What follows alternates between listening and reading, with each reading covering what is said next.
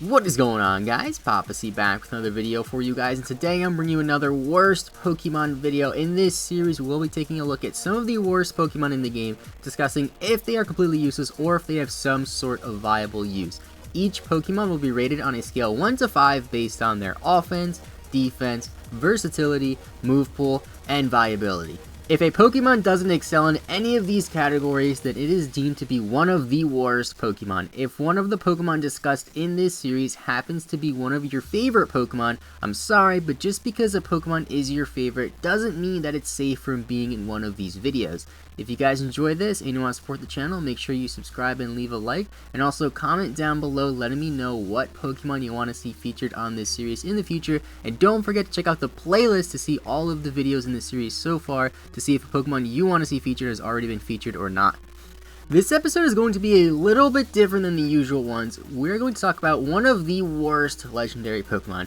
For the most part, legendary Pokemon are seen as some of the best Pokemon in the game. They're usually pretty hard to catch, you usually only get one per game, and they're always going to be at least one person in the comments of a YouTube Pokemon battle with legendary Pokemon in it complaining how they're so OP, how they're so overpowered, and how you're bad for using them.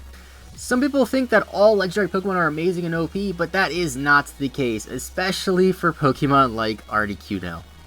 So taking a closer look at Articuno, it is an Ice and Flying type Pokemon introduced in Generation 1. Articuno has the abilities Pressure like most legendary Pokemon, which isn't a terrible ability, definitely has some uses, it's kind of more a passive ability, nothing really too great, although at the same time it's really not bad at all.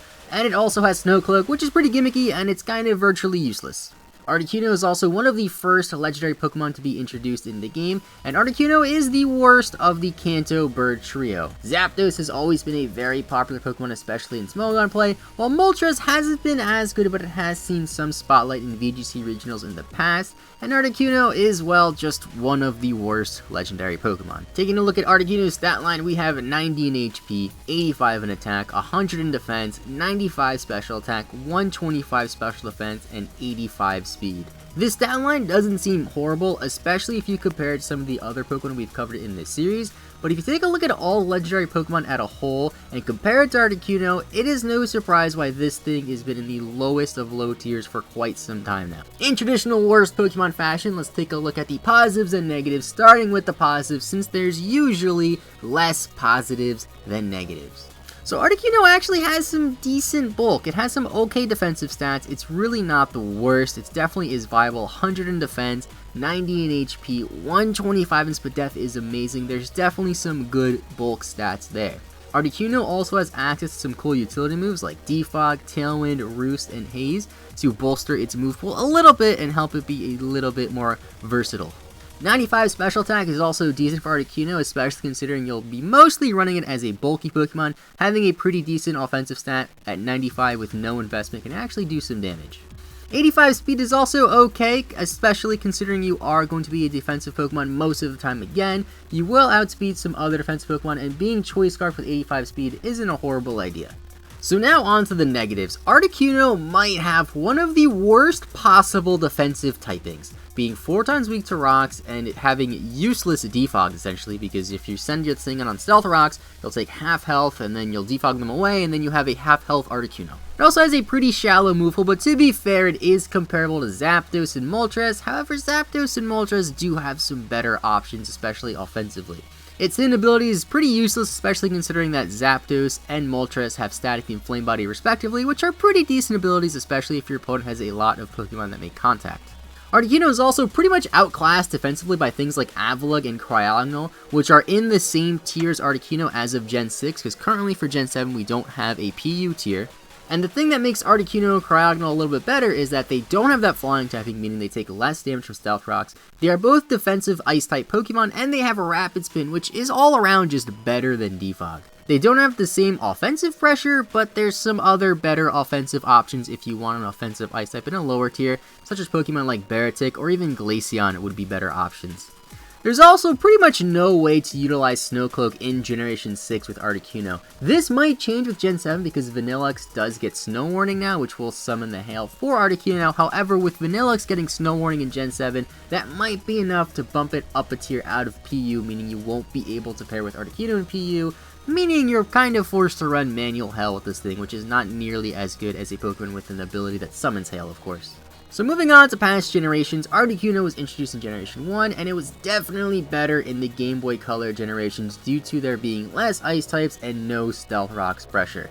It did lose a lot of special offense going from Generation 1 to Generation 2 when they split the special attack and special defense stat into two different stats instead of having them in the same stat, and Articuno kind of just went downhill from there as new Pokemon were introduced and new mechanics were introduced, just slowly making Articuno worse and worse as the generations go by.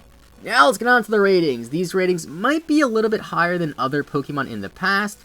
That's just because Articuno is probably the best Pokemon featured so far, although it is still definitely one of the bottom 3 legendary Pokemon in the game. So in terms of offense, I will give it a 2 out of 5 because 95 special attack really isn't that bad. Offensively, Ice typing is pretty good as well, and 85 speed isn't that bad at all, but since Articuno has pretty limited coverage, I'll have to give this thing an offensive rating of 2 out of 5.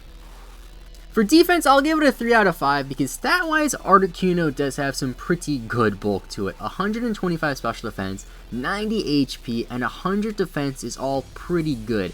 The biggest problem holding Articuno back is the typing. Defensively, you really can't take full advantage of those stats because your typing is just weak to so many things. Weak to Stealth Rocks, weak to Fire, weak to Electric, weak to Steel.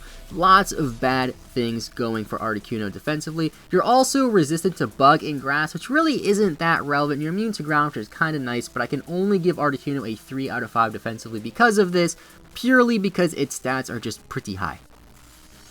For versatility, I will give Articuno a 2 out of 5 because Articuno can be ran offensively, defensively, and even scarred with a few different varying sets. Now, there aren't many options to choose from when it comes to Articuno, but there are some options which warrant this thing to give a 2 out of 5 as opposed to a lower score of 1 out of 5. For Movepool, I'll also give Articuno a 2 out of 5 because Articuno has some cool utility moves like I mentioned earlier, and some other cool moves like U-Turn, Extra Sensory, Signal Beam, Icy Wind to help it a little bit more utility-wise and offensively.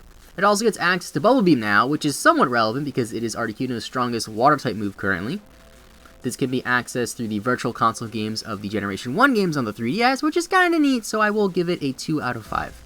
And for Viability, I'm going to give Articuno a 1 out of 5 because there's really no reason why you would ever use Articuno, and there's a reason why you never see Articuno used in VGC formats in the past when it was legal, and why it's been in the lowest tier since Generation 4.